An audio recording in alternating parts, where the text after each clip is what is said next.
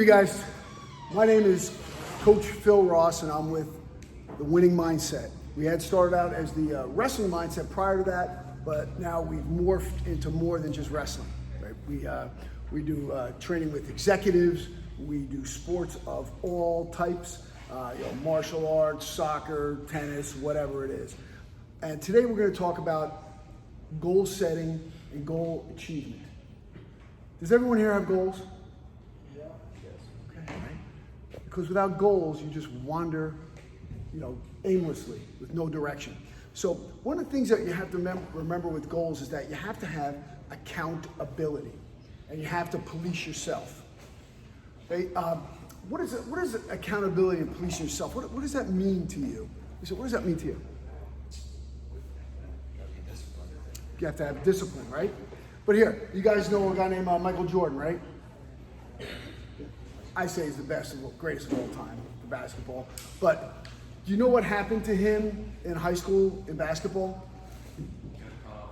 He got cut, didn't make the squad, right? Now, can you believe that? Arguably the greatest basketball player ever got knocked off the team. But what did he do? Did he take it lying down? No. If you study his work habits and see what he did, he was accountable to himself. He set his goals. He wanted to be a starter. Then he wanted to be the best in the state, and the best in the country, and the best in the world. And how does he do that? Because he holds himself accountable. He's the first one in at practice or games, and the last one to leave. That's the way he ran his career. Total dedication, total accountability. And when you're training, is there pain involved? Oh yeah. Let's talk about two types of pain. We have the pain of discipline and the pain of regret. Who can give me an example of a pain of regret? Pain of regret, what's one?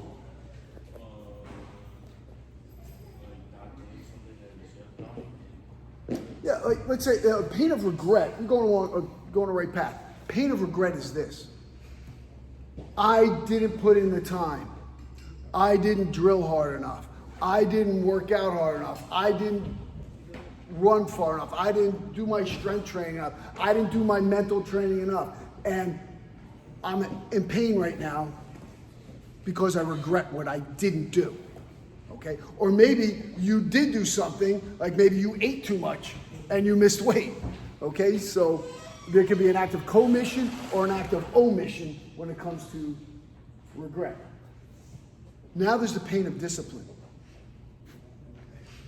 Now people talk about, are you guys motivated? What's more important, motivation or discipline? Discipline trumps motivation. You can be motivated to go out there and run, but then all of a sudden, gosh, it's raining, it's cold out. I don't know if I'm motivated, but what pushes you? Discipline. Like I told you before, I had my elbow operated on 4 weeks ago. They reattached the tendon. Do you think I feel like getting up and working out every morning, even though I can't do more than half the stuff I love to do? No. But do I do it? Yeah. It's because of my discipline. It's much more than motivation. I'm not motivated. It's drive, discipline. So the pain of discipline, because discipline is tough. If it were easy, everyone would be number one, right? But it's not. It's hard. But do you want to put in the pain in the beginning and have the reward in the end, or take it easy on yourself and then have the pain in the end? Right? It's up to you. And this has to do with your goal setting, goal achievement. So, now if you have gone through your training regimen and you've done everything you're supposed to do, you get a reward, right? So what do you think a good reward is? One of the things, I'll tell you what a good reward is not. You don't want to reward yourself with food. Okay. Why don't we want to reward ourselves with food? Because what? It tastes good? Well, something that tastes good is okay, but using food as a reward, you see, we're combat athletes. We're weight class athletes, right? So if we're giving ourselves food, well then, gosh, it winds up could be a negative thing later on. I have to work it off to make my weight.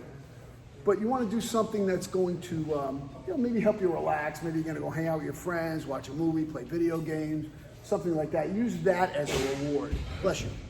Use that as a reward, not food, okay? So, because you're a weight class athlete, right? So, the next thing you want to talk about is an action plan. Remember these 5 words called the 5 P's. Proper preparation prevents poor performance. You guys got that? Okay, let's do it with me. Let's have a little fun here. Proper preparation prevents poor performance. There you go. So, proper preparation prevents poor performance. The 5 P's. Okay? You live by them. You fail to prepare, prepare to fail. So, we want to bear these things in mind every day. So we want to have an action plan. Because, the thing is that you have 2 different areas here. You have process and outcome. Process and outcome. One of the things that we're very focused on is the outcome. How many guys want to win the states? How many want to win nationals? Right? So, but that's, you don't have control over that. You don't have control over the outcome. Something bad could happen. You can make a mistake or maybe have a bad match or something like that.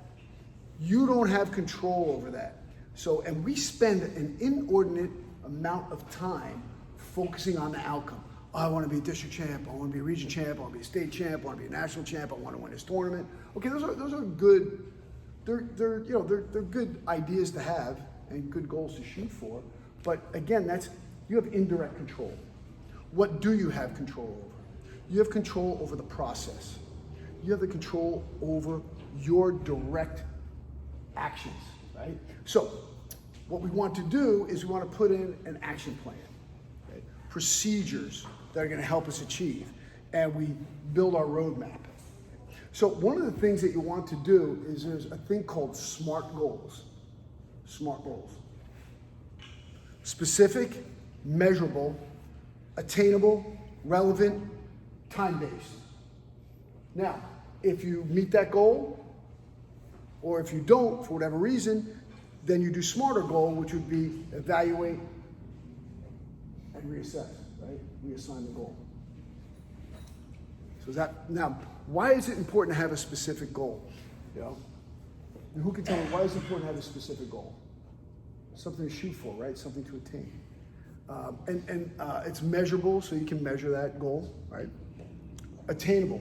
Like, if I said that I wanted to play in the NBA, is that a reasonable goal? No. It's not a reasonable goal. It's not attainable. It's not relevant. It's not going to help you. Okay? So what you want to do is you want to do stuff that's going to help you achieve what you want to achieve. So you want to look at the process. So you go into an action plan, and you have to break it down. And what you want to do, you want to break it down into numbers, right? So if it has to do with working out, right, you want to do reps, duration, and frequency. Reps, duration, and frequency. Reps are the amount of times you do it, right? Duration is how long you do it for, a period of time. And frequency is how many times you do it. So this is all the stuff that's going to help you. Let's say we're talking about our fitness aspect for training, right? Does anyone know that there's 5 components to fitness, right? Does anyone know what they are? Okay. We have muscular strength, which is that power. We have muscular endurance. We have cardiovascular endurance. We have stretching and flexibility. And we have body composition, which is controlled by how much we train and our nutrition, right? So we have these 5 components. If we address these 5 components and gear toward wrestling, will it help us dramatically? Probably, right? Yeah, you'll be stronger pound for pound, you'll be in great condition, and you'll be at a proper weight. So these are the things that we want to build into our program, right? Things we have exact control over. If I'm on my action plan for wrestling, other than we address some of the fitness aspect, what's another thing we need to address? What's the number one thing we need to address? for our training, for our action plan that we're going to do for reps and time. How about technique? Right? You have to practice your technique. The more reps you get, the better you become. Now, in order for someone to master a technique, that means be able to do it without having to think about it and be very, very good at it. How many repetitions do you think you have to do of a specific technique? You said 1,000. Who else? Countless amounts. Countless. We're trying to assign a number. We're going to go like more concrete number. So I'll tell you, 10,000 reps. There's a 10,000 rep rule. You have to do something 10,000 times in order to master it. Okay? And then we addressed we talked about the physical aspects. So the number one is technique. We addressed all the different things. So when we're talking about our resistance training, how many reps and sets are we doing? What is our goal here? Okay. And then are we incorporating plyometric training as well? How about our cardiovascular training? How long are we going to do it? How many times are we going to do it? So you have to take all these different components and put in the numbers, right? We have to put in the reps, the duration, the frequency. How about your mindset training? How many, when I was here last time, I asked everyone, I go, what part of wrestling do you think is mental? Who can give me an answer? What part of wrestling? Yeah. 70%. We got a 70, what else? 90. People agree it's anywhere from like 80 to 90%. And let me ask you something. As far as your portion of time of training, how much do you apportion to mental training? Not a lot.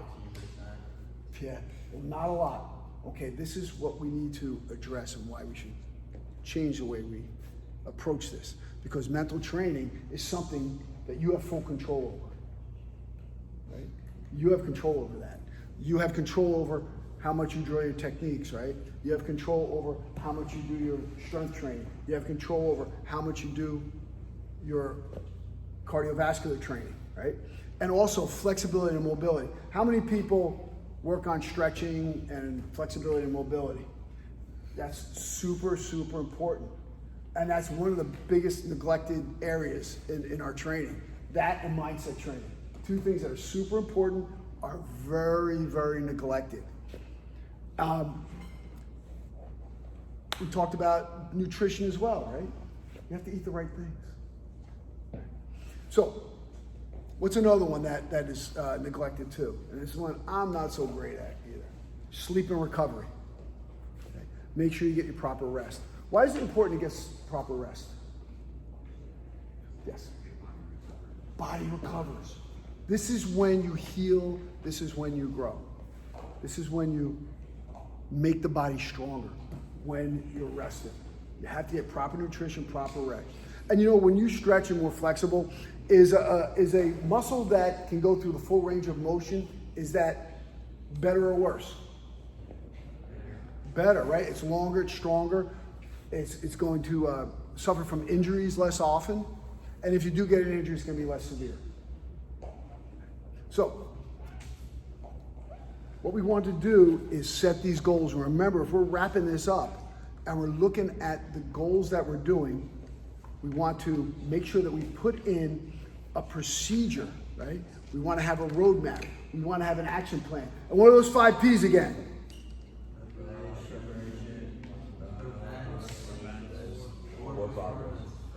Hey, not bad. We'll do it all together. We have proper preparation prevents poor performance.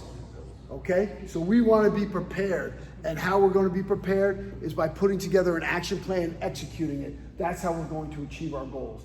Everybody can have lofty goals, but without a plan to get there, you're never going to get there. So what are we doing here? We're trying to give you that roadmap. We're trying to help you achieve your goals. You guys, does anyone have any questions, anything before we wrap up? No? No questions? Anything? So I've covered everything? I'm that good? All right, awesome. Okay, guys, great. Thank you very much. You've been awesome. And I also want to get a quick picture with you? All right, good. Guys, great job. Thank you.